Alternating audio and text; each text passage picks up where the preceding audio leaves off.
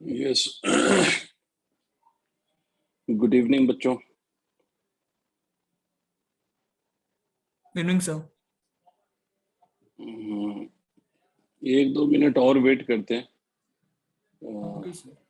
शायद कुछ बच्चे और कनेक्ट हों, उसके बाद we will start because we have to start a new chapter today, right? Yes sir. And it's a quite most difficult chapter of the whole mechanics. If they will miss a single bit of it, they will miss a lot. तो इसलिए थोड़ा सा wait कर लेते हैं, उसके बाद we will start. Yes sir.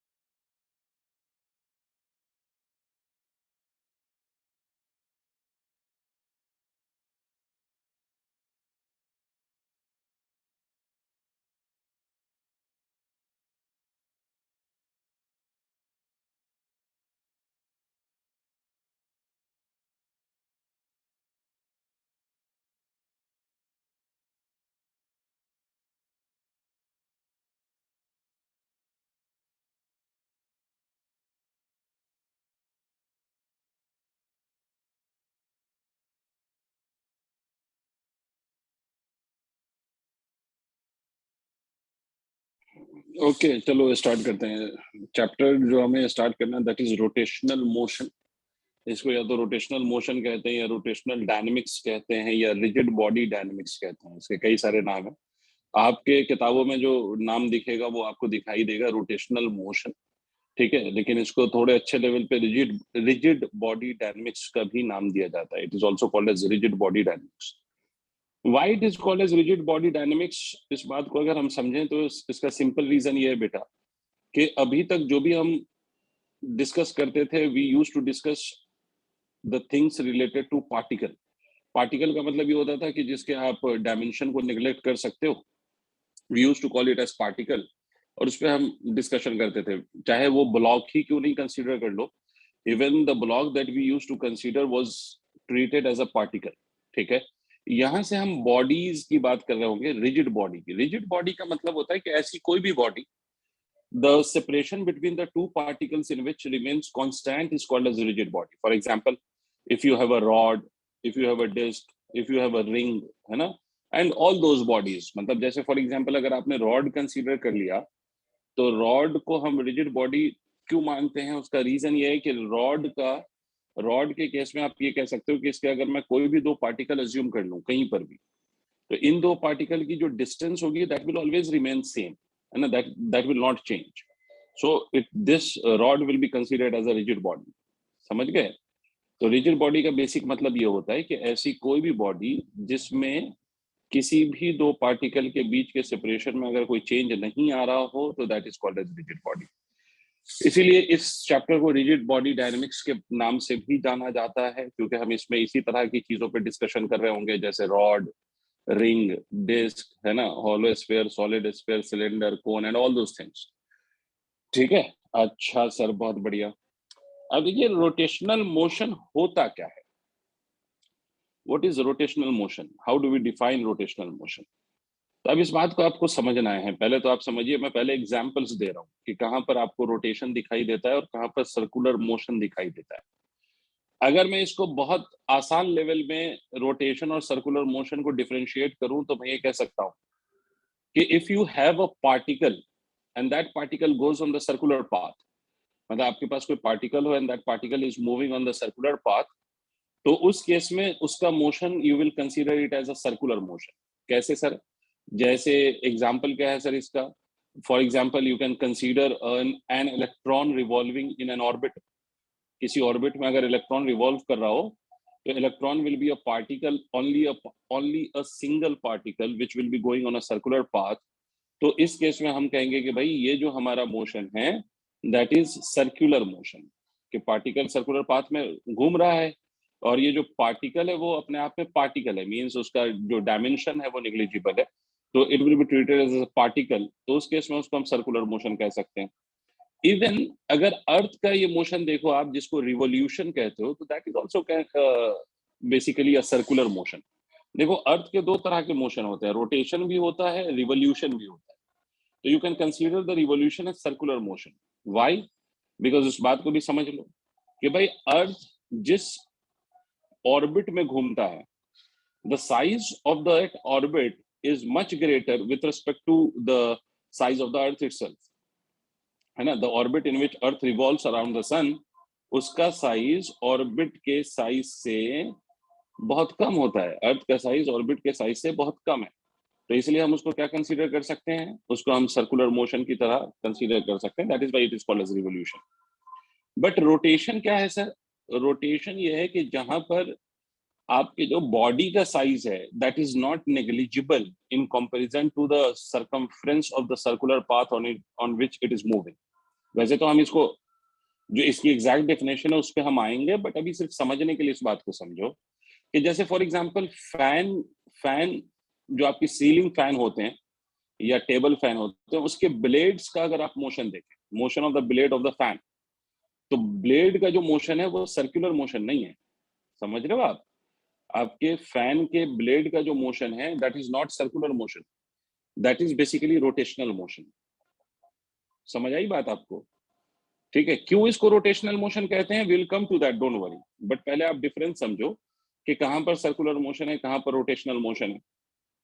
जैसे अर्थ का motion about its own axis, भाई अगर ये अर्थ है, आपने सुना होगा ना, अर्थ rotates about its own axis. ये अर्थ है और ये इसकी एक्सिस है जिसके अबाउट अर्थ रोटेट करता है, आपने सुना होगा रोटेट कर रहा है। Yes, sir. ठीक है ना। तो इसको हम रोटेशनल मोशन कंसीडर करते हैं।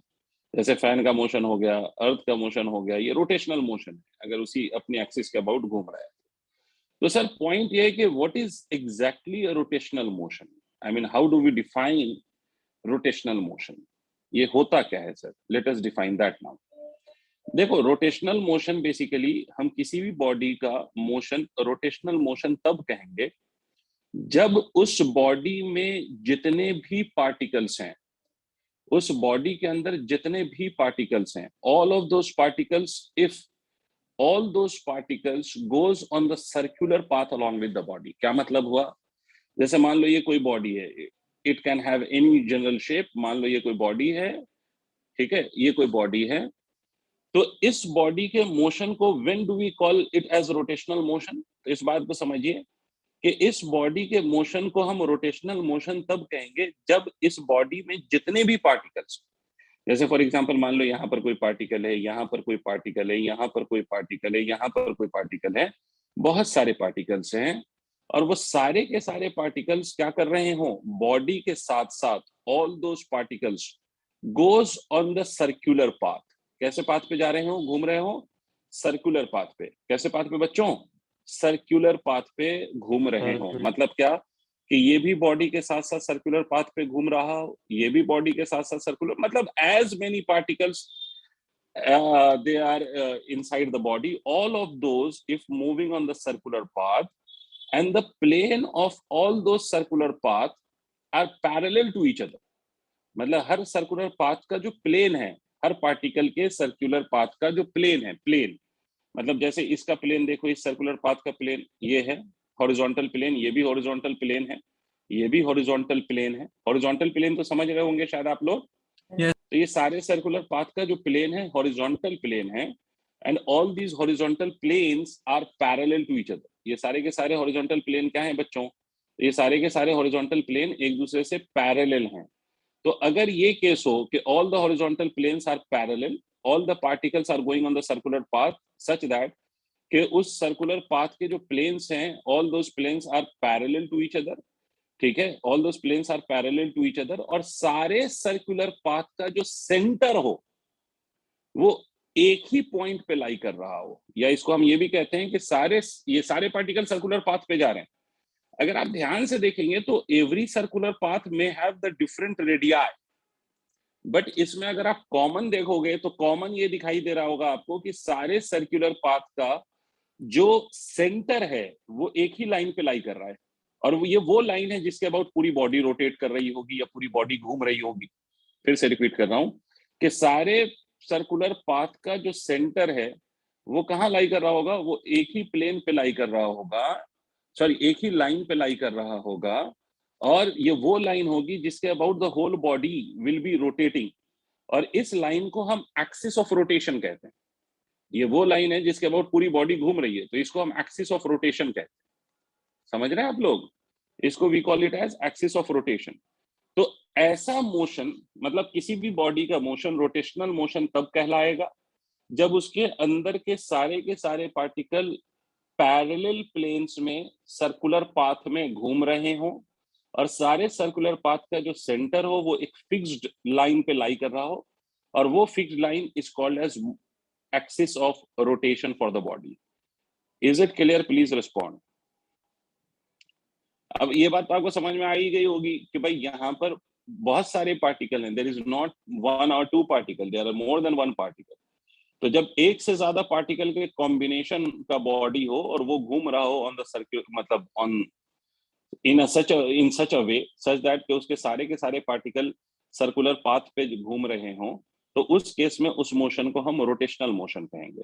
And in otherwise if we have a single particle and that single particle is going on the circular path, तो उसके मोशन को हम सर्कुलर मोशन कहेंगे, रोटेशनल नहीं कहेंगे। भाई पहले तो ये बताओ, ये बात समझ में आई रोटेशनल मोशन का क्या मतलब हुआ? Yes sir. जैसे वो होता है ना, उसको क्या कहते हैं, लट्टू जो घुमाते हैं उसको क्या कहते हैं? What do you call that लट्टू इन इंग्लिश? टॉप। टॉप। तो उस टॉप को अगर हम घुमाते हैं तो वो जो टॉप का मोशन है, what kind of motion will it be? Circular motion और rotational motion? Sir rotational. Undoubtedly that would be a rotational motion, है ना?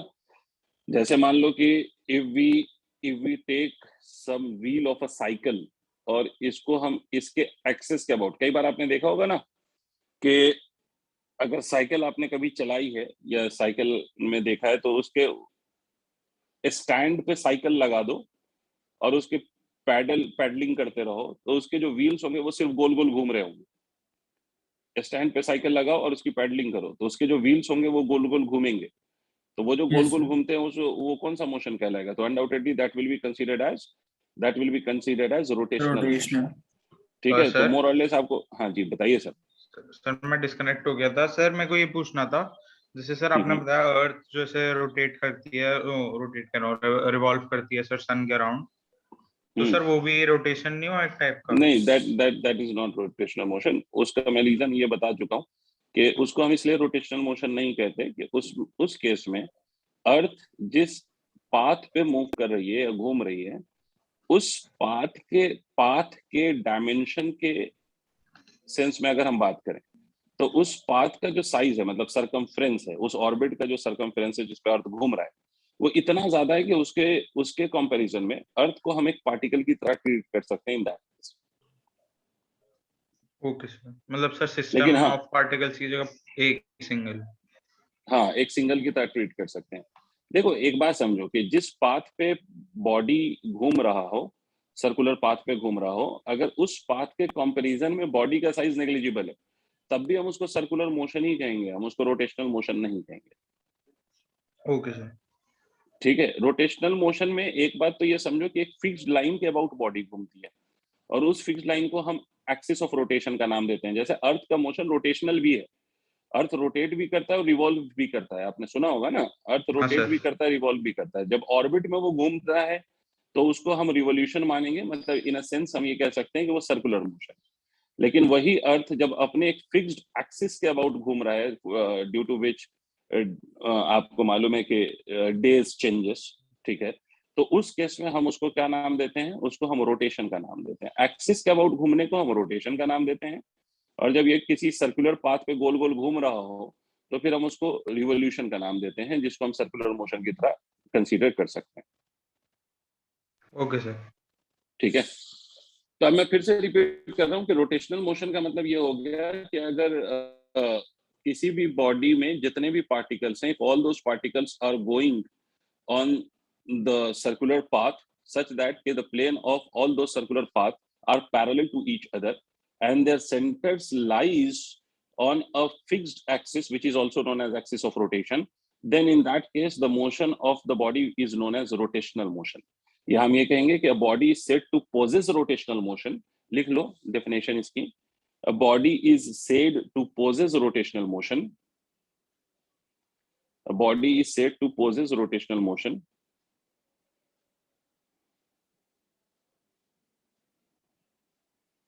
A body is said to possess rotational motion if all the particles of the body, a body is said to possess rotational motion if all the particles of the body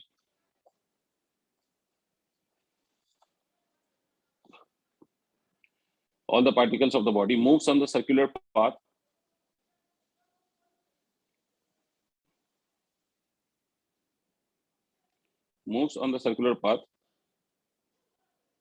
whose planes are parallel to each other, moves along circular path whose planes are parallel to each other,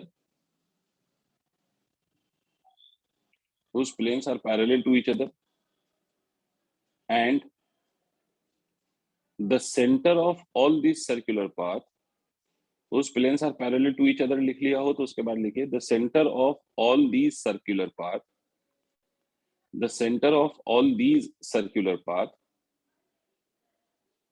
lies on a fixed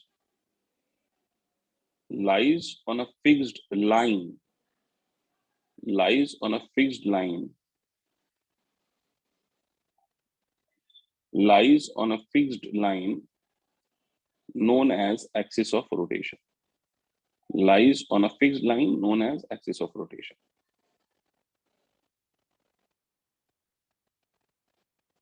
Lies on a fixed line known as axis of rotation.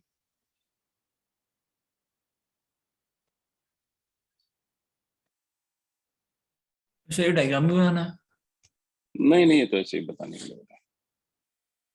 चलिए sir, अब देखिए ये जिस तरह से आपके school में जैसे या आपके नॉर्मल टेक्स्ट बुक्स में जैसे लिखा होता है कि भाई रोटेशन के बाद they discuss the kinematics of rotation. Kinematics of rotation का मतलब है कि they talk about angular acceleration, angular velocity and those things and equations of motions.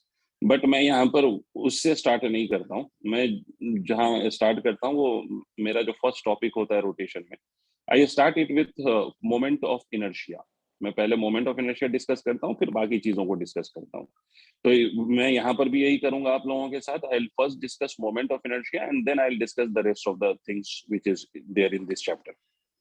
तो आप देखो सर, सबसे पहली बात हम समझे मोमेंट ऑफ इनर्शिया में. पहले आपको एक बात क्लियरली बता दूं, ये मोमेंट ऑफ इनर्शिया अगर आप वाकई if you people are preparing for entrance exams like IIT and medical, तो उस केस में मोमेंट ऑफ इनर्शिया से क्वेश्चन आता ही आता है, अक्सर आता है.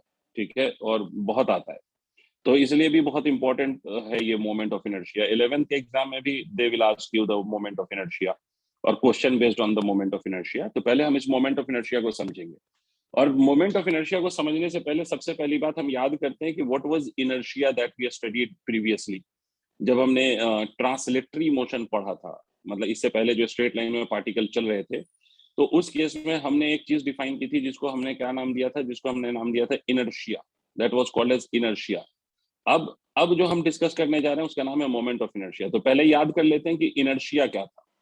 तो अगर आप याद करो ठीक से तो आपको याद आएगा कि इनर्शिया बेसिकली बॉडी की वो प्रॉपर्टी थी by virtue of which it opposes any change of its state of motion. मतलब अगर कोई बॉडी रेस्ट में है तो वो रेस्ट में रहना चाह रही थी, कोई बॉडी अगर मोशन में है तो वो मोशन में रहना चाह रही थी. And the only cause for that inertia और the property of inertia was the mass of the body. और आपको पता है कि जितना हेवियर बॉडी होगी, मतलब उसका मास जितना ज्यादा होगा, उसको उसके स्टेट ऑफ मोशन को चेंज करना उतना ज्यादा कठिन होगा या उतना ज्यादा डिफिकल्ट होगा.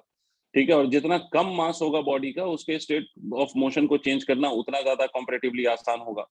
तो हमने पढ़ा था मोमेंट ऑफ इनर्शिया, मतलब इनर्शिया का बेसिक मतलब था the property of body by virtue of which it opposes any change in its state of motion. उसी को हम इनर्शिया कहते हैं साहब. और फिर फर्दर हमने ये बोला था कि भाई इनर्शिया के बहुत सारे टाइप्स हैं, एक को हमने नाम दे दिया inertia of rest, inertia of motion and those things, मतलब इनर्शिया ऑफ डायरेक्शन, इस तरह से हमने नाम दे दिया। ठीक है, अब ये क्यों बताया मैंने, इस बात को समझो। अब बेटा instead of translating the body, अगर हम बॉडी को रोटेट करें, अगर हम बॉडी को रोटेट करें, अगर हम बॉडी को घुमाएं, तो बॉडी को रोटेट करने पर भी आपको ऐसा ही कुछ फील होगा। क्या मतलब सर, कि बॉडी अगर रुकी हुई है तो वो भी रुकी ही रहना चाहती है, वो रोटेट थोड़ी करना चाहती है। मतलब बॉडी किसी भी तरह के स्टेट ऑफ चेंज को अपोज करती है, चाहे वो ट्रांसलेटरी के केस में स्टेट ऑफ चेंज हो या रोटेटरी के केस में स्टेट ऑफ चेंज हो, वो हर तरह के स्टेट ऑफ चेंज को अपोज करती है। वो जिस स्टेट में है जनरल आपकी बॉडी उसी स्टेट में रहना चाहती है। ठीक है, तो इसी तरह से अगर कोई बॉडी रेस्ट में है और आप उसको रोटेट कराना चाहते हो तो वो ऐसे ही नहीं रोटेट कर जाएगी। You will have to do some effort to make the body rotate. ठीक है, समझ रहे हैं आप लोग मेरी बात? कोई बॉडी अगर रेस्ट में है तो वो रेस्ट में ही रहना चाहेगी, वो क्यों रोटेट करना चाहेगी भाई? वो नहीं चाहती रोटेट करना। इसी तरह से अगर कोई बॉडी रोटेट कर रही है तो it would like to rotate continuously about the same axis of rotation. ठीक है, मतलब एक रोटेटिंग बॉडी रोटेट करना चाहेगी और एक जो बॉडी रेस्ट में है वो रेस्ट में रहना चाहेगी। तो अगर आपको रोटेशन का स्टेट चेंज करना है, मतलब एक रोटेट होती हुई बॉडी को आपको रेस्ट में लाना है और रेस्ट वाली बॉडी को आपको रोटेट कराना है, then also you will have to apply some external value of agent और एक्सटर्नल फोर्स, और जिसको हम टॉर्क कहेंगे आके। मतलब you will have to do some work और you will have to exert some effort to make the body or to change the state of rotation of the body। ठीक है, कोई बॉडी खुद ही से रोटेट नहीं कर जाएगी और बॉडी घूमती हुई खुद ही से रेस्ट में नहीं आ जाएगी, आपको कुछ ना कुछ एफर्ट लगाना पड़ेगा। तो ये जो आप एफर्ट लगाते हैं to change the state of rotation of the body, इसी को हम ऐसे, मैं उसकी जो बुक वाली डेफिनेशन है उस पर बाद में आऊंगा, पहले इसको फील करो कि किसी भी बॉडी के स्टेट ऑफ रोटेशन को चेंज करने के लिए जो आप एफर्ट लगा रहे हो, अगर मैं इसको हिंदी में कहूं तो किसी भी बॉडी को घुमाने का जो कष्ट है उसी को हम मोमेंट ऑफ इनर्शिया कहते हैं। मतलब किसी भी बॉडी के स्टेट ऑफ रोटेशन को चेंज करने में जो आप एफर्ट लगाओगे, that will B basically the moment of inertia of that body. अब आप एक बात अज्यूम करिए कि किसी बॉडी को आप, जैसे आपको मैं एक बात समझाने की कोशिश कर रहा हूँ, वीडियो ऑन करके उस बात को समझिएगा, और आपको यकीन नहीं है तो आप करके भी देख लीजिएगा, शायद मैं आपको दिखाई दे रहा हूँ तो देखिए। मान लीजिए कि if I have this pen and I am trying to rotate this pen from the centre, मतलब इसको इस लाइन के अबाउट रोटेट कर रहा हूँ, ऐसे दिख रहा है, can you see this? Yes sir. I am Yes, rotating sir. This pen from its centre, मतलब this axis is passing through its centre. तो इसको इस एक्सिस के अबाउट घुमाने के लिए आपको अलग एफर्ट लगाना पड़ रहा होगा, you will have to exert a different effort. लेकिन आप अगर इसी पेन को, if you start rotating about an axis which is passing through one end of this pen, तो इसके अबाउट अगर आप रोटेट कराएंगे ना, इसके about, if you rotate this same pen about another axis of rotation and I have taken that another axis passing through one end of the pen, तो इस case में आपको ज्यादा एफर्ट लगाना पड़ रहा होगा। फील कर पा रहे हो सारे के सारे? तो इसका मतलब ये है बेटा कि हमें किसी भी बॉडी को घुमाने में एफर्ट तो लगाना पड़ेगा, और ये जो एफर्ट है वो सिर्फ इस बात पे डिपेंड नहीं कर रहा कि बॉडी का मास कितना है, बिकॉज हमने पेन पहले भी था और वो पेन बाद में भी है, वही पेन है भाई। ऐसा थोड़ी है कि हमने उसको अलग किसी एंड के अबाउट रोटेट करना शुरू किया तो उसका मास बदल गया, ऐसा तो नहीं हुआ। ठीक है, लेकिन क्या बदल गया? तो बदल गया सर, उसकी एक्सिस ऑफ रोटेशन बदल गई। इसका एक बात समझ में आती है सर कि moment of inertia does not only depends on mass, it depends on two factor, one is the mass of the body and the another factor is the axis about which you are rotating the body। दूसरा factor है कि आप किस axis के about body को rotate कर रहे हो। समझ रहे हो आप मेरी बात? तो फिर से हम लोग फील कर लेते हैं इस बात को कि फिर से मैं रिपीट कर दूं कि पहली बात तो मोमेंट ऑफ इनर्शिया क्या चीज है। मोमेंट ऑफ इनर्शिया, अगर मैं जनरल लैंग्वेज, अभी इसको लिखना नहीं, मैं वो बुक वाली लैंग्वेज पे आऊंगा। मोमेंट ऑफ इनर्शिया किसी भी बॉडी को घुमाने का एफर्ट है, मतलब कष्ट है।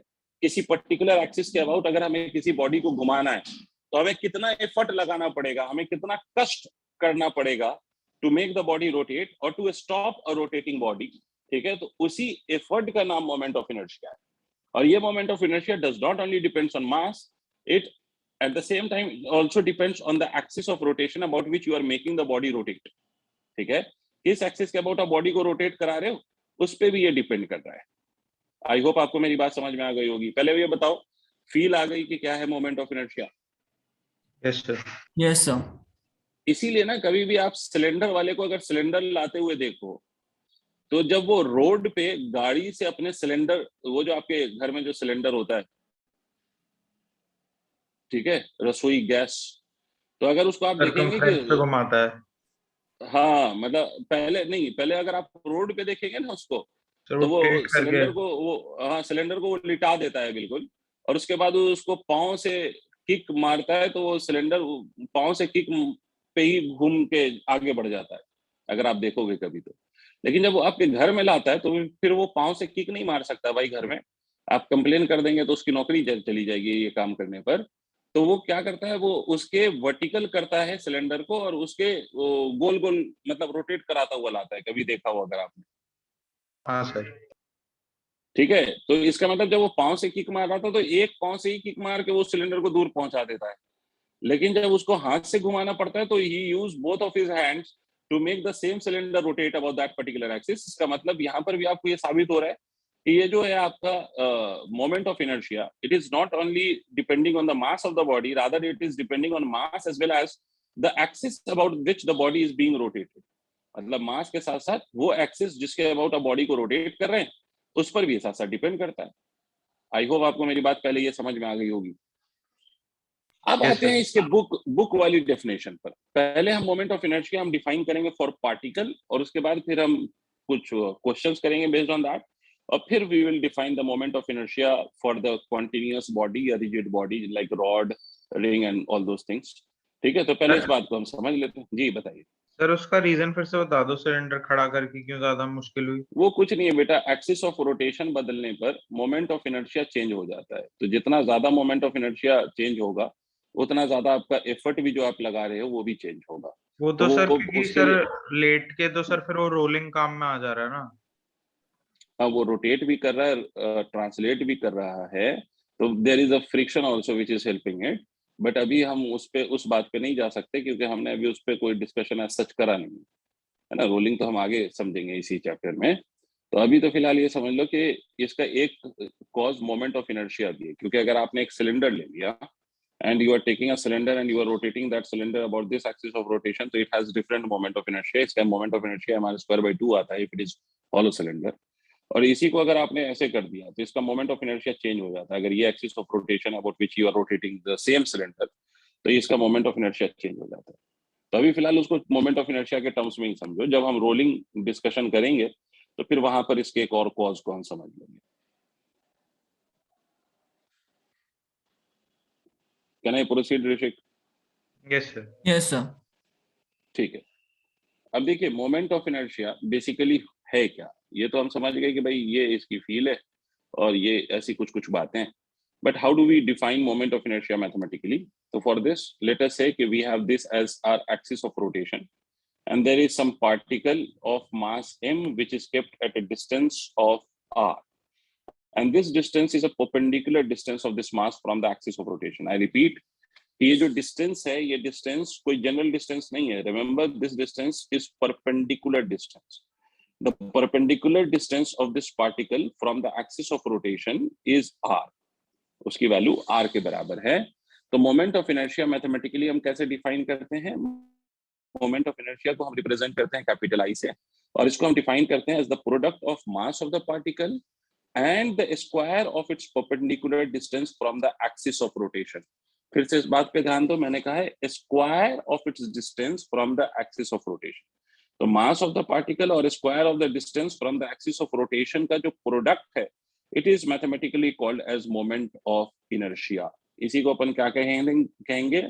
Moment of inertia. I hope आपको मेरी बात समझ में आ गई होगी। This is called as moment of inertia. अच्छा सर, अगर अच्छा ये इसकी यूनिट क्या थी जी? सर मैं कह रहा था सर इसका डेरिवेशन है हमारे में? नहीं, इसका आपको डेरिवेशन है ही नहीं। आपको you just have to remember this formula. Okay sir. SI unit, moment of inertia की जो एसआई यूनिट है वो एसआई यूनिट क्या होती है, तो इसकी केजी मीटर स्क्वायर हो जाएगी, सीधा सीधा एसआई यूनिट यही होगी, है ना, kg metre square is the SI unit of this moment of inertia. अच्छा साहब, अगर एक से ज्यादा, अच्छा ये कैसी क्वांटिटी है, तो याद रखिएगा, वैसे अच्छी फिजिक्स में बात की जाए तो ये टेंसर क्वांटिटी है, बट आपको टेंसर से अभी कोई मतलब नहीं है, ना ही आपके 11 के लेवल पे या 12 के लेवल पे आपको टेंसर पढ़ना है, न उसमें दिमाग जबरदस्ती इन्वॉल्व करने की जरूरत नहीं है, क्योंकि tensor is not the part of your syllabus that you have to study. तो अभी तो फिलहाल आप यही मान लेंगे कि ये जो आपका मोमेंट ऑफ इनर्शिया है, it is a scalar quantity, I mean it doesn't have any direction, it just have magnitude, तो it's a scalar quantity for you. अब दूसरी बात क्या है सर, दूसरी बात, if we have more than one particle then what will be the value of moment of inertia, अगर दो से ज्यादा पार्टिकल्स हैं तो कुछ नहीं करना है सर, सारे पार्टिकल का moment of inertia you will have to find individually. तो जैसे m1r1 का स्क्वायर प्लस ऑफ m2r2 का square and so on, if we had some other particles, तो हम क्या करते हैं, ऐसे ही लिखते जाते हैं उनका mass and square of their perpendicular distances from the axis of rotation, और उन सबको ऐड अगर हम कर देंगे तो will get the net moment of inertia. इसका मतलब है कि for more than one particle we can even write this as m_i_r_i का square, where i is equal to 1 to i is equal to n. This is the formula for the moment of inertia. तो moment of inertia mathematically क्या चीज है, तो mathematically हम moment of inertia समझ गए कि mathematically moment of inertia is the product of mass of the body and the square of its perpendicular distance from the axis of rotation, इसी को हम मोमेंट ऑफ इनर्शिया का नाम देते हैं। ठीक है, तो डेफिनेशन आप लिखिएगा, मोमेंट ऑफ इनर्शिया की अब डेफिनेशन लिखिएगा। मोमेंट ऑफ इनर्शिया में लिख लीजिए, it is defined as the product of mass and a square of its perpendicular distance, mass and a square of its perpendicular distance from the axis of rotation, mass and a square of its perpendicular distance from axis of rotation, mass and a square of its perpendicular distance from axis of rotation.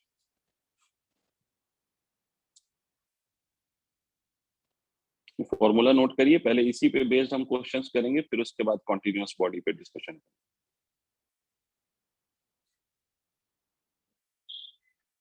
Sir continuous में तो हम याद कर लेंगे ना, disc का, cylinder का, अलग अलग बॉडीज का। बिल्कुल, ऑब्वियसली उसको याद ही करना है। वैसे एक दो मैं जरूर करवा दूंगा, ताकि मतलब आपको अगर क्वेश्चन के फॉर्म में कुछ चीजों में इधर उधर हो तो आपको पता हो कि कैसे मोमेंट ऑफ इनर्शिया निकालते हैं, बट अल्टीमेटली तो आपको याद ही रखना है। Yes sir. ये नोट कर लिया? Yes sir. जैसे मैं ठीक है। ओ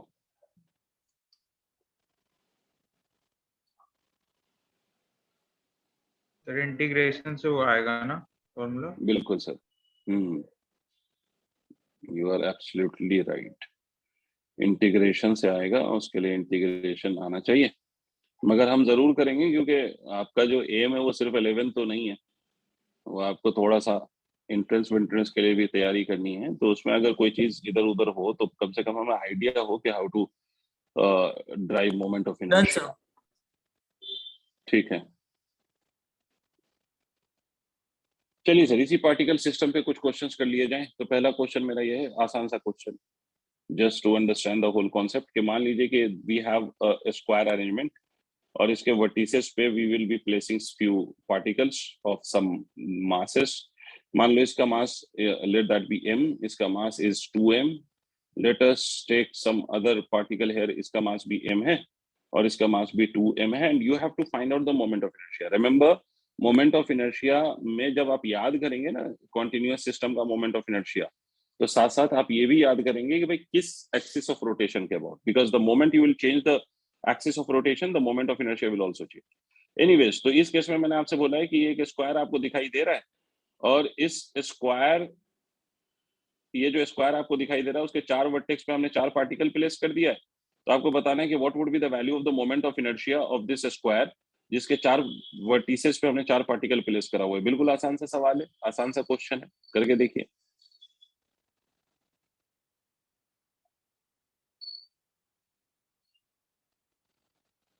सर डायगोनल वाले वो 2m है उनका मास। हाँ मतलब m 2m, ये वाला 2m है, ये m है, ये m है, ये फिर से 2m।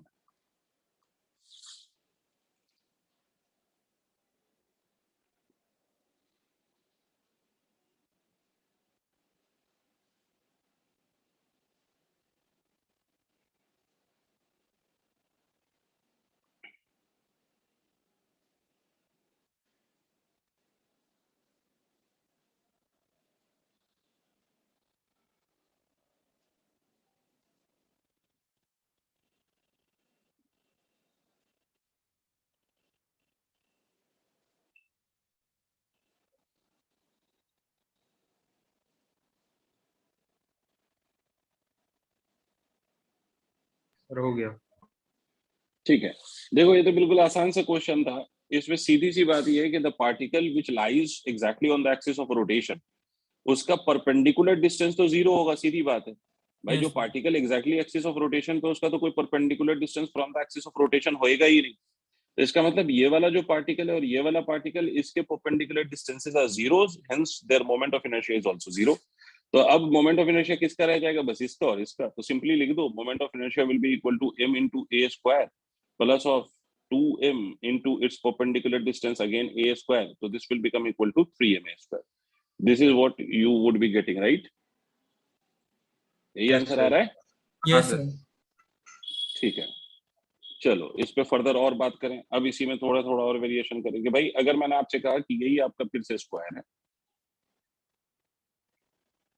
ये फिर से स्क्वायर, और लेटर से I am taking this particle like this, और आपको ये axis of rotation, this is the axis of rotation, ये दूसरा केस है, ये आपकी एक्सिस ऑफ रोटेशन, ये आपकी एक्सिस ऑफ रोटेशन है, मतलब इसको हम डायगोनल एक्सिस के about we are rotating it.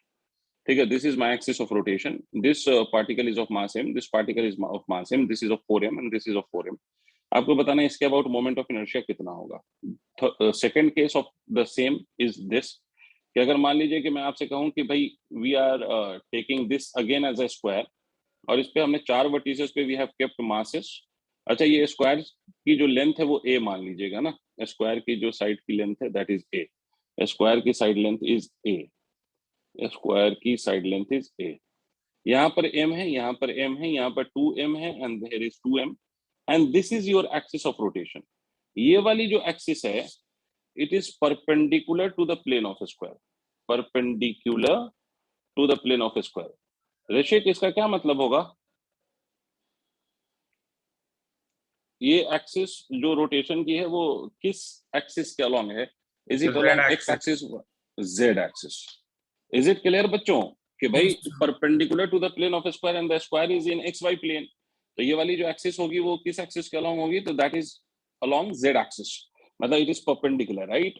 और ये जो स्क्वायर है आपका वो एक्स वाई प्लेन में है and the axis is along Z axis, and you have to find the moment of inertia about that axis. ठीक है, तो दोनों केस में जल्दी जल्दी से मोमेंट ऑफ इनर्शिया बता दीजिए, तो what would be the value of moment of inertia?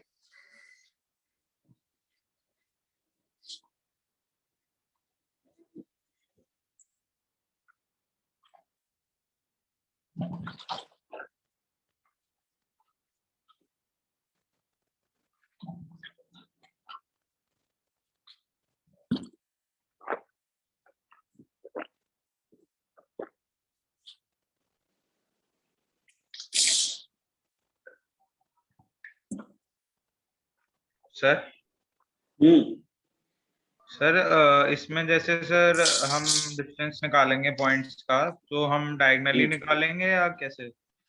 अब देखो, क्या स्क्वायर के दो डायगोनल आपस में परपेंडिकुलर होते हैं या नहीं भाई? ऋषिक, हाँ हमें सर। तो परपेंडिकुलर डिस्टेंस चाहिए ना। अब थोड़ी सी ज्योमेट्री भी सोचनी पड़ती है, और सीधी बात है कि स्क्वायर में जो दो डायगोनल्स होते हैं वो आपस में परपेंडिकुलर होते हैं। तो हाँ अगर मैं सर। 4m का परपेंडिकुलर डिस्टेंस लूंगा, ये जो आपकी एक्सिस ऑफ रोटेशन पहले केस में दिखाया है उससे अगर परपेंडिकुलर डिस्टेंस, तो अनडाउटेडली वो स्क्वायर का दूसरा वाला डायगोनल ही तो होगा। Yes sir. हम्म,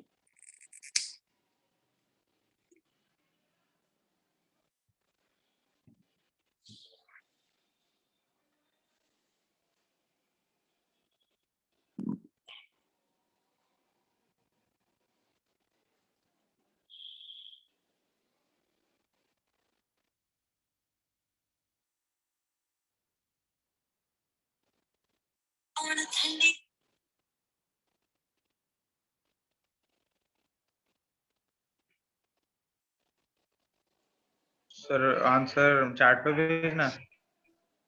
नहीं, ऐसे ही बता दीजिए। 4ma²।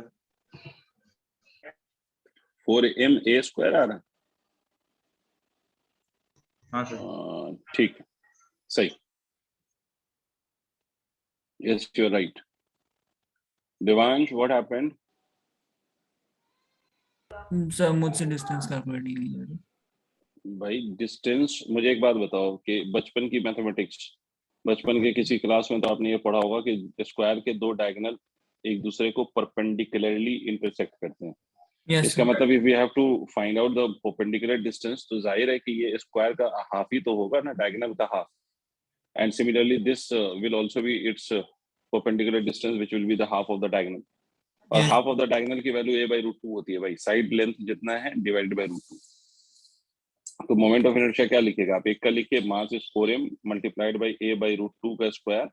और यही ये दूसरा वाला मास भी वही है, उसकी परपेंडिकुलर डिस्टेंस भी a/√2 ही है। तो या तो आप 2 बार लिख लीजिए या सिंपली 2 से मल्टीप्लाई कर लीजिए। ठीक है, तो the result will become equal to 4ma²। खत्म, ये आ गया moment of inertia for this. Okay, second case करो।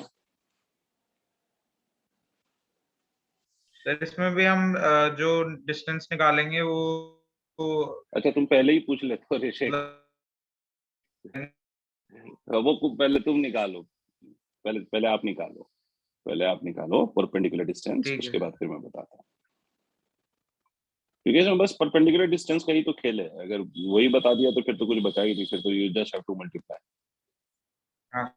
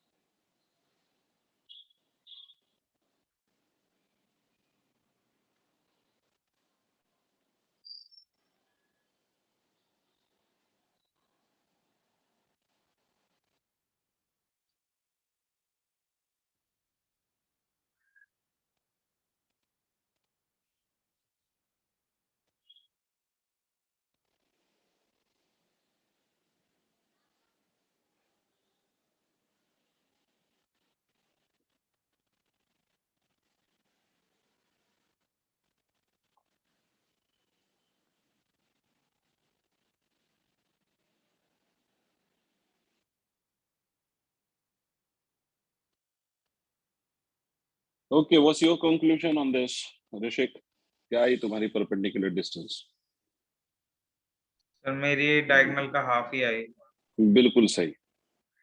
Of course this will also be the diagonal का हाफ। इसका रीजन बहुत ऑब्वियस है कि सर फिर से तो यही है ना कि ये z एक्सिस है, तो अगर z एक्सिस से परपेंडिकुलर लेना है तो एक्स वाई प्लेन में हम कोई भी लाइन ले लें तो that will be perpendicular to the z axis. Sir 3ma²। अब देखो, पहली बात तो ये है कि इसका मोमेंट ऑफ इनर्शिया आप लिखेंगे तो m इंटू a/√2 का स्क्वायर लिखेंगे आप। ये m इंटू a/√2 का स्क्वायर हो गया, मल्टीप्लाइड बाय 2 कर दो because we have two particles of the same mass and their distances are also the same, plus of 2m multiplied by a/√2 का square, and again you should multiply it with 2 because there are two particles of the same mass of 2m.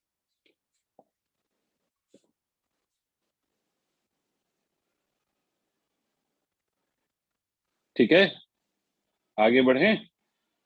Yes sir. चलिए ऐसा ही एक और कर दीजिए, उसके बाद फिर एक बेहतर सवाल पे लाता हूँ आप लोगों को। फिर से आसान सा एक सवाल कर दीजिए जल्दी से। ये एक पार्टिकल, ये दूसरा particle, and in this we have the third particle and it's an equilateral triangle of side length, let us say L. This is of mass m, this particle is of mass 2m, and this particle is of mass 4m. And this is the axis again along the z axis, and this is the centroid of the triangle. ये z axis के along axis जो पास कर रही है वो z axis के along है और centroid से पास कर रही है।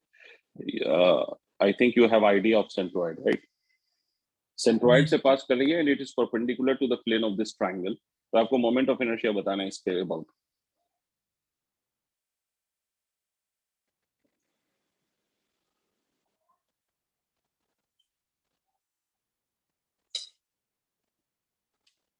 Again, you need to find out the moment of inertia. Hurry up.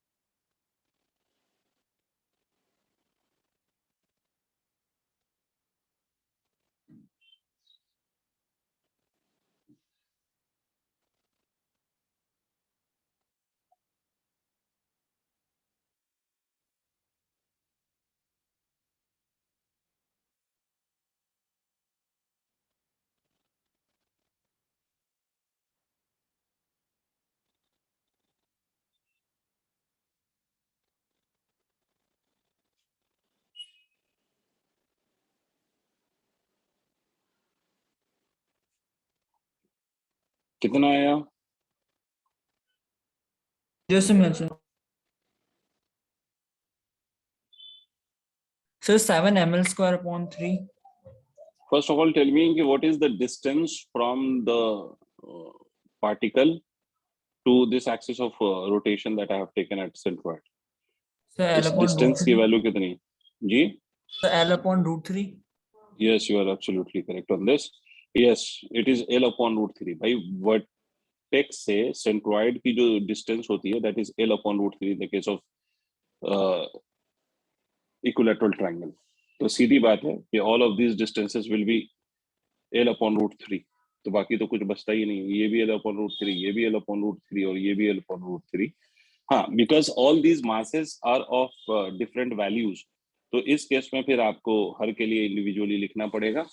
तो देखो, पहला आप लिखेंगे moment of inertia is equal to m upon L by root 3 का square, then we have 2m into L by root 3 का square, and the last we have 4m into L by root 3 का square, all these particles.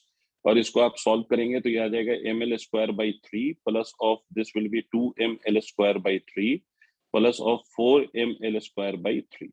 तो इसको आप solve कर लीजिए तो 4 2 6 7 ml square by 3 is the result. ठीक है sir, can we proceed now? Yes, sir. चलिए आगे बढ़ते हैं। अब एक बेहतर सवाल पे आते हैं। ये एक रेक्टेंगल है sir. Till now we were having a square and triangle, now we are taking a rectangle of side lengths a and b. Length is a, breadth is b. And let us say कि I am taking the particles of the same masses. मान लो same mass हो अलग मास हो, क्या फर्क पड़ जाएगा? तो ये m है, ये m है, this is also m and this is also m. And we are taking this as to be the axis of rotation. मतलब ये जो diagonal है, this is the axis of rotation. ये आपका axis of rotation है, and about this axis of rotation you have to find the moment of inertia of these particles. आपको इन particles का क्या बताना है? You have to find out the moment of inertia. So what would be the value of moment of inertia in this case? तो अब फिर से sir concept वही है कि आपको परपेंडिकुलर डिस्टेंस चाहिए, बट सर इस केस में how we will find the perpendicular distance? देखो स्क्वायर में तो ये बात बिल्कुल क्लियर है कि स्क्वायर में दो डायगोनल्स आपस में परपेंडिकुलरली इंटरसेक्ट करते हैं, but in the case of triangle the two diagonals doesn't intersect perpendicularly.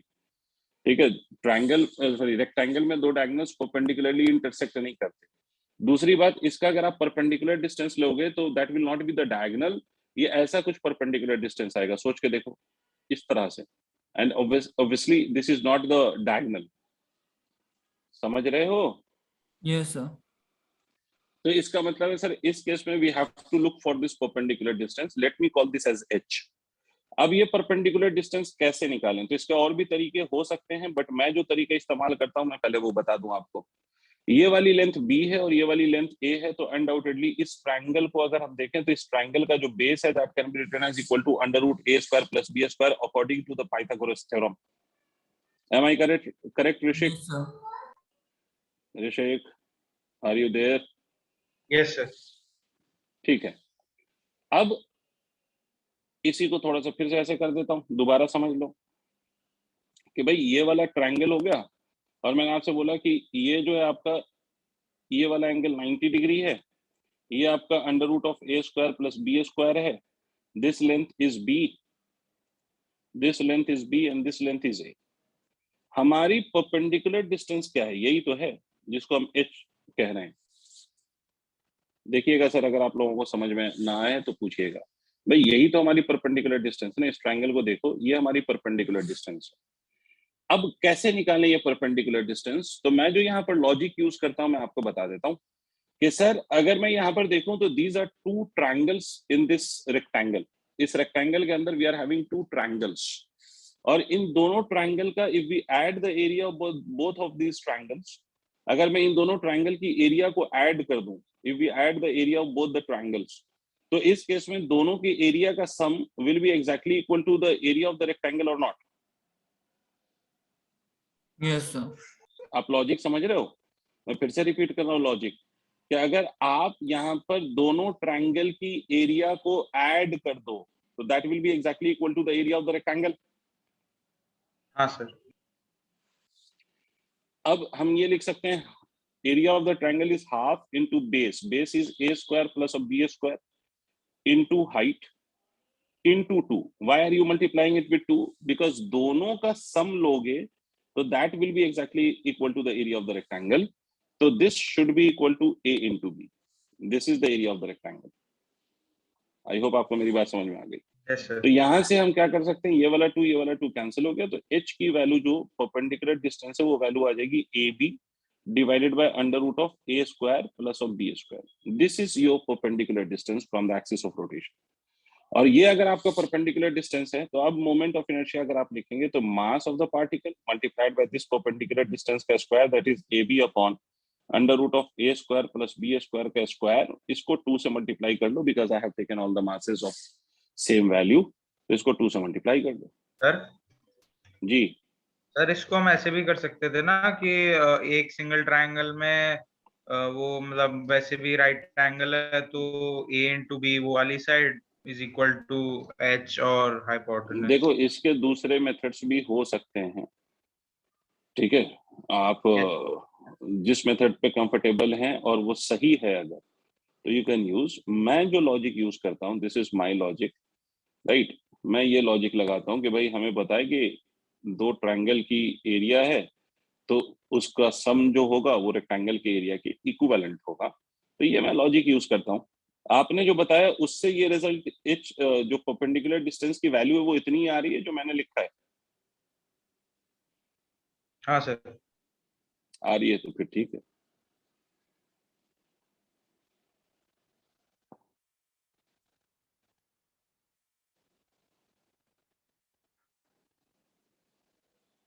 Note कर लिया इसको? जैसे मैं sir. ठीक,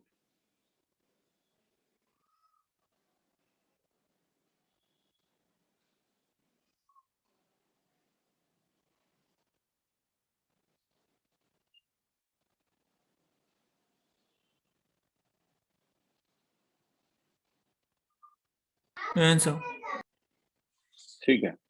तो these were about the particle system in which we had more than one particle and we comfortably found the value of moment of inertia of the particle system using the formula of m into r², where r is the perpendicular distance of that particle or the mass from the axis of rotation. अब now we will jump into the moment of inertia of the continuous bodies, मतलब जैसे rod, ring, ये सब। तो इसका formula समझाने के लिए I'll start with the moment of inertia of the rod.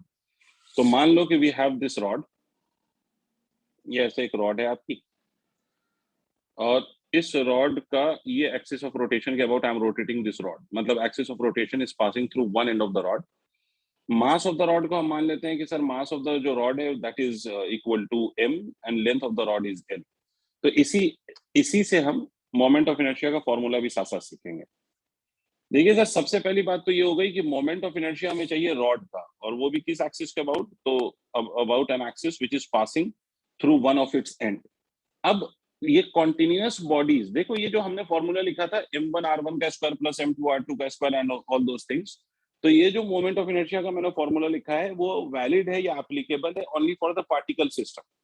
Particle system का मतलब है जहां पर आप इंडिविजुअली पार्टिकल को लोकेट कर सकते हो, है ना, जहां पर आप इंडिविजुअली पार्टिकल को लोकेट कर सकते हो, you can see the particles individually at different positions, और उसके डिस्टेंसेस आपको लोकेट हो रहे हैं, तो वहां पर you will be basically using this concept of moment of inertia. वहां पर आप ये यूज कर लोगे कि m1r1 का स्क्वायर प्लस ऑफ m2r2 का square and so on and so forth. But अगर आप यहाँ पर देखें तो यहाँ पर there will be n number of particles and which can not be distinctly observed. I mean कि इतने क्लोज वो पार्टिकल्स हैं जिसका आप इतने क्लोज हैं कि डिस्टिंक्टली उनका distance from the axis of rotation आप नहीं शो कर सकते या डिफाइन कर सकते, बिकॉज जैसे ही आप एक पार्टिकल को डिफाइन करेंगे उसके डिस्टेंस को x कहेंगे, तो उसके बहुत पास एक दूसरा पार्टिकल होगा, फिर उसी के बहुत पास एक तीसरा पार्टिकल होगा, तो particles are so close that हम उसके इंडिविजुअली या डिस्टिंक्टली हम उसके मोमेंट ऑफ इनर्शिया को यहाँ पर हम मतलब सॉरी उसके परपेंडिकुलर डिस्टेंसेस को हम यहाँ पर शो नहीं कर सकते। नहीं आई बात समझ में? यहाँ तक मेरी बात समझ में आई आप लोगों को? Yes sir. ठीक है, तो ऐसे केस में हम क्या करेंगे सर? तो ऐसे केस में there is only one way to find out the values, और वो तरीका क्या है? तो that is the method of integration. और इंटीग्रेशन में क्या करेंगे सर? तो इंटीग्रेशन का तरीका ये है कि भाई आप कोई भी एक बहुत स्मॉल सा एलिमेंट, कैसा small, infinitesimally small element. Infinitesimally small element का क्या मतलब होता है? It is so small element such that कि इसका जो साइज है that can be considered as negligible. उसके साइज को हम निग्लेक्ट कर सकते हैं, size of this is negligible. ठीक है, तो ये ऐसा कोई एलिमेंट हम कंसीडर कर लें, और ऐसा एलिमेंट हमने कंसीडर कर लिया, ऐसा एलिमेंट हमने कंसीडर कर लिया, और मान लीजिए कि ये एलिमेंट हमने कंसीडर किया at a distance of x, तो हम taking this as a particle, हम इसके पहले मोमेंट ऑफ इनर्शिया को लिखेंगे, and then we will integrate the moment of inertia of all such particles to get the net moment of inertia. क्या मतलब sir? पहले तो हम dx पार्टिकल का जो मास है उसको लिख लें, mass of this dx particle will also be very small and let that be equal to dm। तो dm अगर पार्टिकल का मास है तो इसको हम कैसे लिख सकते हैं? dm को हम लिख सकते हैं m by l multiplied by dx। पहले ये बात समझ में आई? नहीं सर। यूनिटरी मेथड नहीं आता? This we have done in the case of centre of mass also. भाई l लेंथ का मास m है, तो यूनिट लेंथ का मास कितना होगा? अच्छा ठीक है यूनिट सर। लेंथ है, यस सर, समझ गया सर। वही करा हमने। यूनिट हाँ लेंथ का मास m by l होगा, और उसको when you will multiply it with dx अगर आप मल्टीप्लाई कर देंगे तो वो क्या बन जाएगा? तो it will become mass of that element whose length is dx। ठीक है, हाँ सर। Yes sir. चलिए, तो इसका मोमेंट ऑफ इनर्शिया हम क्या लिख सकते हैं? तो moment of inertia of this element will be written as equal to इसका मास मल्टीप्लाइड बाय इसके परपेंडिकुलर डिस्टेंस का square, and the square of its perpendicular distance is what? x square multiplied by dm। x square dm लिख दीजिए इसको। तो आप इसको further ऐसे भी लिख सकते हैं कि x square multiplied by m by l multiplied by dx। अब अगर मैं इसको दोनों साइड पे इंटीग्रेट कर दूं तो आपको नेट मोमेंट ऑफ इनर्शिया पता चल जाएगा।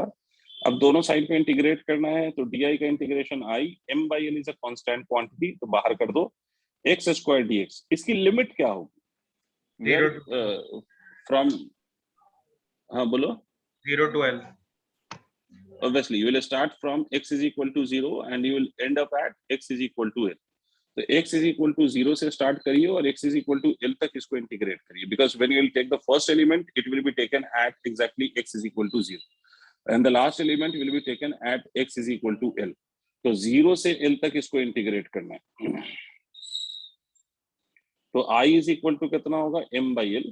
x स्क्वायर dx का इंटीग्रेशन होता है x cube by 3 multiply from 0 to l, x cube by 3 from 0 to l। तो ये आप लिखेंगे m by l यहाँ पर आ जाएगा L³/3 and the lower limit जब आप पुट करेंगे तो दिस विल एग्जैक्टली बिकम 0।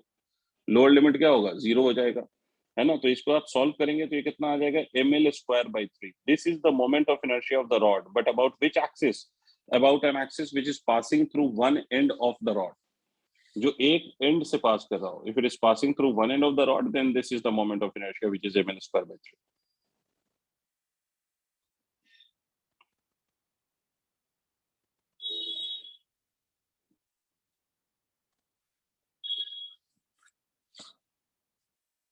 ये समझ आ गया है? हाँ सर, यस सर। अगर सेंटर से होता है तो अलग हो जाता है। हाँ बिल्कुल अलग होता है, वो भी बताता हूँ, रुक जाओ, पहले इसको नोट कर सर लो बस आप। L/2 मैंने लगा बोला, दो। हाँ बस लिमिट में चेंज आएगा and due to that moment of inertia will also change. और वो कैसे होगा तो अभी बताएंगे, बट पहले इसको नोट कर लीजिए।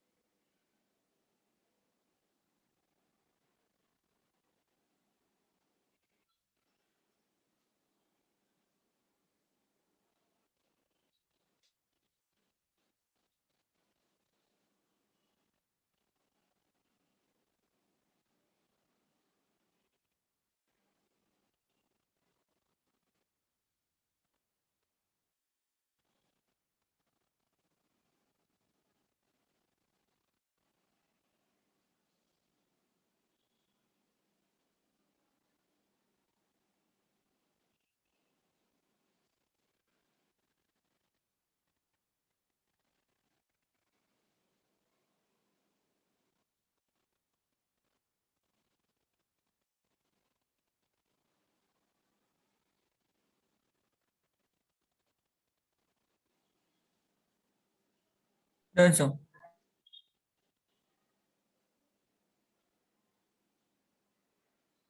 ओके, अच्छा चलो इसी इसी को हम एक्सिस ऑफ रोटेशन को चेंज कर देते हैं। And if we take the same axis of rotation passing through the center instead of anywhere else, it is passing through the center of the rod. And again consider the same rod of mass m and length l. अब फिर से moment of inertia निकालने का वही तरीका है कि आपने जहां पर एक्सिस ली है उसको you treat it as your origin, और उसके रेस्पेक्ट में आप कोई फिर से वही एलिमेंट ले लो at a distance of x from that axis of rotation. तो because you are measuring the distance from axis of rotation, this means that you are taking your origin exactly at the axis of rotation। भाई आपने अगर distance measure किया है axis of rotation से, तो इसका मतलब तो यही है ना कि आप अपना जो ऑरिजिन कंसीडर कर रहे हो वो exactly at axis of rotation consider कर रहे हो। तो यहाँ पर आप एक्सिस ऑफ रोटेशन कंसीडर कर लिया, मतलब ऑरिजिन कंसीडर कर लिया, जो एक्सिस ऑफ रोटेशन है वही आपके लिए आपका ऑरिजिन भी है, और उससे आपने फिर से वही एलिमेंट ले लिया। तो डीएम की वैल्यू अभी भी वही m/l मल्टीप्लाइड बाय dx, और फिर से ये मोमेंट ऑफ इनर्शिया अगर आप लिखेंगे तो वही लिखेंगे x² multiplied by dm, dm can be written as m/l dx। तो इसका जो नेट मोमेंट ऑफ इनर्शिया होगा उसको आप इंटीग्रेट करेंगे तो m/l और x² dx will be integrated, but this time only the limit will change। और लिमिट क्यों चेंज हो जाएगी, because you have shifted your origin from one end of the rod to the centre of the rod. भाई last case में you had that origin at the one end of the rod, now you are having the same origin at the center of the rod, तो ये तो shift हो गया। समझ आई बात? तो अब जब ये शिफ्ट हो गया तो कैसे लिया जाएगा मोमेंट, मतलब लिमिट? तो there are two ways in which you can take the limits. एक तो एक लिमिट लेने का तरीका तो ये है कि यहाँ पर ऑरिजिन है, तो on the left of the origin आप सारी वैल्यूज को नेगेटिव मान सकते हो, and on the right of the origin you can take all those values as positive. तो यहाँ पर एक तरीका तो ये है कि सर आप इस एंड पे अगर हैं तो यहाँ पर x will be equal to minus of l/2, और यहाँ पर अगर हैं तो x is equal to plus l/2 कह सकते हैं क्या? बिकॉज आपने ऑरिजिन कहाँ पे लिया है, तो you have taken your origin exactly at the centre. सही? Yes sir. तो on the left of the centre everything will be negative and on the right of the centre everything will be positive. तो इसलिए मैंने x is equal to, यहाँ पर 0 होगा दोनों side के लिए, तो यहाँ से आप माइनस l/2, यहाँ से प्लस l/2। तो एक तरीका तो ये है कि आप माइनस l/2 से प्लस l/2 तक इंटीग्रेट करें इसको, या फिर इसका दूसरा तरीका क्या है, या और करके लिख देता हूं मैं, I is equal to m/l x² dx। The another way of taking this limit is कि आप इसके लिमिट को फर्दर ऐसे भी ले सकते हैं कि देखो ये तो सीधी सी बात है कि सर ये आपका 0 है, यहाँ पर आपका ये ओरिजिन 0 है, तो 0 से l/2 चले जाओ। अगर आप 0 से l/2 तक इंटीग्रेट करोगे तो इसका मतलब है कि you are doing the integration only on the half of the rod. Yes और सर, एक बात तो क्लियर है कि जैसा राइट वाला हाफ है वैसा ही लेफ्ट वाला हाफ है, तो इसलिए ये जो भी इंटीग्रेट करके आए इसको 2 से मल्टीप्लाई भी तो कर सकते हैं। Yes sir. 12th क्लास में जब आप पहुंचेंगे तो ये आपको पढ़ाया जाएगा डेफिनेट इंटीग्रेशन। ये डेफिनेट इंटीग्रेशन की प्रॉपर्टी है कि अगर डेफिनेट इंटीग्रेशन में अगर कोई भी इंटीग्रेशन माइनस ऑफ वैल्यू से लेके प्लस ऑफ सेम वैल्यू तक किसी भी चीज को इंटीग्रेट करना हो तो उसी चीज को हम ऐसे भी लिख सकते हैं, 0 से half of that value multiplied by 2। क्या मतलब सर, क्या बके समझ नहीं आया? जैसे अगर किसी भी चीज को हमें इंटीग्रेट करना, मान लो ये फंक्शन है x⁴n dx, ये 12th में आप पढ़ेंगे। 12th में आपके पास मैथ्स है ना, आप सबके पास? Yes sir. ठीक है, तो 12th में आपको प्रॉपर्टीज ऑफ डेफिनेट इंटीग्रेशन में ये कराया जाएगा आपको कि अगर ये x⁴n dx है तो यहाँ पर अगर मान लीजिए कि ये माइनस ऑफ सेम लिमिट होनी चाहिए, जो लोअर है वही अपर होनी चाहिए, बस एक नेगेटिव तो दूसरा पॉजिटिव, बस इतना ही अंतर होगा। कि मान लीजिए कि इसको हमने -l/2 से l/2 तक करना है इंटीग्रेट, तो इसी को हम डेफिनेट इंटीग्रेशन की प्रॉपर्टी है कि इसको हम ऐसे भी लिख सकते हैं 0 से l/2 मल्टीप्लाइड बाई। ठीक है, ये प्रॉपर्टी भी है इंटीग्रेशन की। खैर, और लॉजिकली भी हमें समझ में आ रहा है कि इसको हम 0 से l/2 करें तो 2 से मल्टीप्लाई करेंगे तो दोनों साइड आ जाएगा, कंसीडर हो जाएगा, और या फिर हम -l/2 से l/2 इंटीग्रेट करें, बोथ वे इज करेक्ट। तो चलिए सर आगे बढ़ते हैं। तो अब इसको इंटीग्रेट अगर आप करोगे जैसे भी आपका मन करे, मान लो मैं दूसरा अलग केस लेके इंटीग्रेट कर रहा हूँ 2m/l, इसका इंटीग्रेशन हो जाएगा x³ and this has to be integrated from 0 से l/2।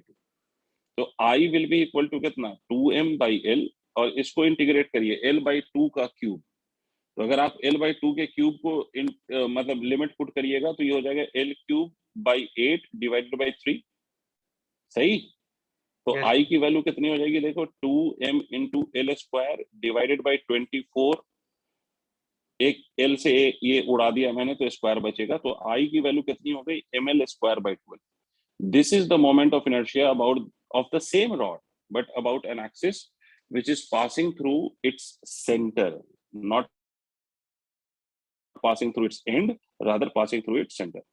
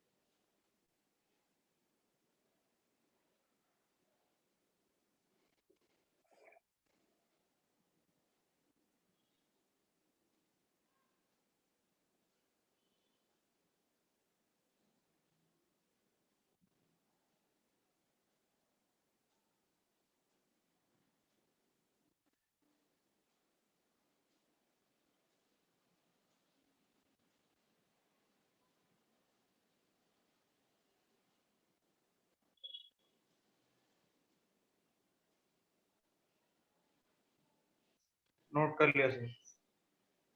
जैसे ठीक में है, सर।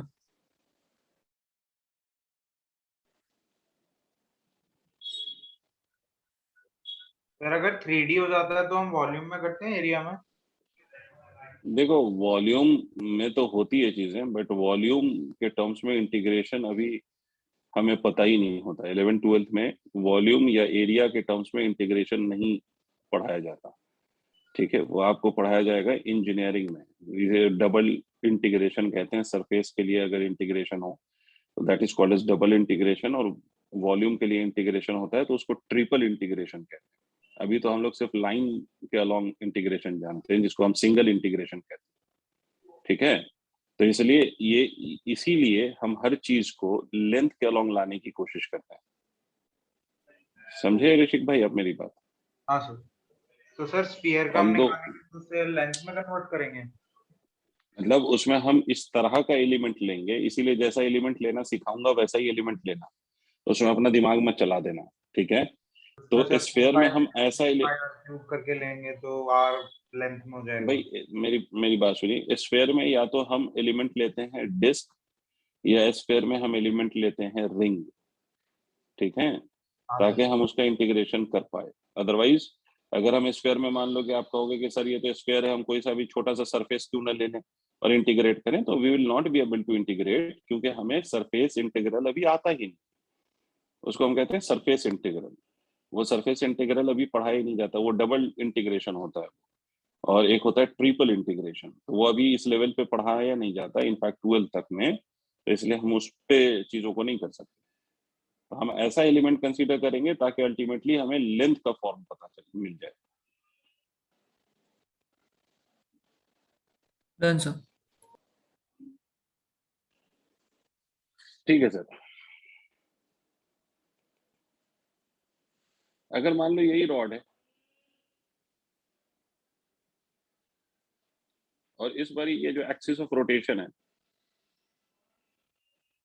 ये एंगल थीटा बना रही है with the rod, and this rod is continuously rotating about this axis of rotation and at an angle of theta. This theta is constant for the rod, and mass of the rod is m and length of the rod is l. अब इसका moment of inertia निकालना है, इस rod का moment of inertia निकालना है, और ये रॉड का जो एक्सिस ऑफ रोटेशन के साथ एंगल है that is always equal to theta, है ना, वो हमेशा कितना है, वो हमेशा थीटा है।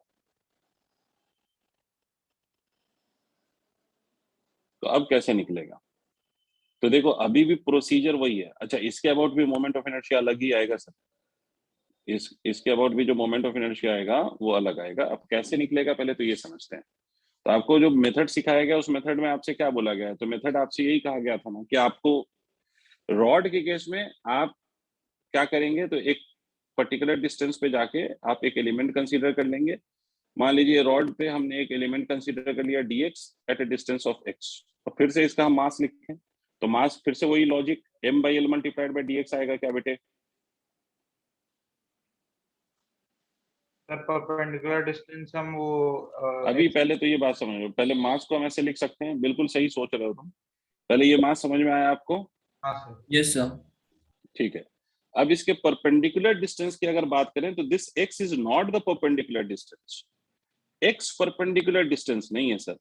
यहाँ पर जो परपेंडिकुलर डिस्टेंस है अगर आप ये देख पा रहे हो तो it's a triangle, and this is your perpendicular distance and this angle is theta. ये वाला sorry, this is your perpendicular distance, ये वाला and this angle is theta. तो यहाँ पर जो परपेंडिकुलर डिस्टेंस होगा that will be x sine theta.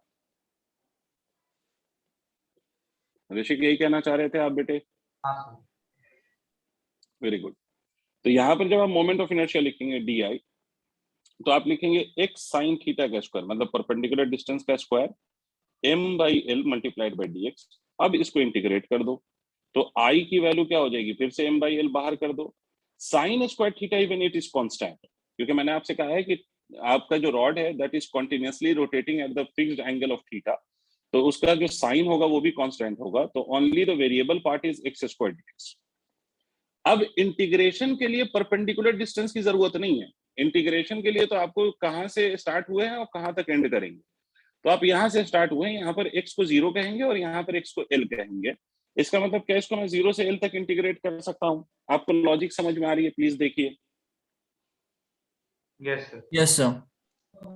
ठीक है, तो अगर आपको ये लॉजिक समझ में आ गई तो फाइनली मैं क्या लिख सकता हूँ, तो मैं फाइनली लिख सकता हूँ i is equal to m by L sine square theta, x square का इंटीग्रेशन हो जाएगा x cube by 3 from 0 to l। Solve करोगे तो मोमेंट ऑफ इनर्शिया की वैल्यू आएगी m by L sine square theta l cube by 3। इसको finally जब आप सॉल्व करोगे तो you will see this moment of inertia coming out to be ml square by 3 sine square theta. This will be your moment of inertia of the rod about this axis of rotation which is passing through one end but making an angle theta with the rod.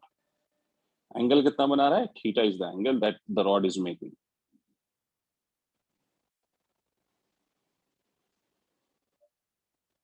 तुम खुद सोचो कि when this rod will exactly become horizontal, अभी तो angle theta पर है, अब यही रॉड ऐसे कर दूं तो don't you think axis of rotation से यही वाला एंगल 90 डिग्री हो जाएगा? हाँ तो सर। साइन 90 की वैल्यू Yes, कितनी sir. हो जाएगी? 1। तो ये result M L square by three तो बन जाएगा, और वही आपने फाइंड किया था M L square by three. Centre पे अगर एंगल पे घुमाएंगे तो भी यही आएगा ml स्क्वायर बाय नहीं नहीं नहीं नहीं से नहीं, सेंटर के अबाउट अगर एक्सिस पास कराएंगे और एंगल पे पास कराएंगे तो मत कह दीजिएगा कि M L square by three sine theta, फिर वो आप निकालेंगे। नहीं सर, मैं कह रहा था ml स्क्वायर बाय 12 किया था ना हमने। हाँ वैसा ही आएगा।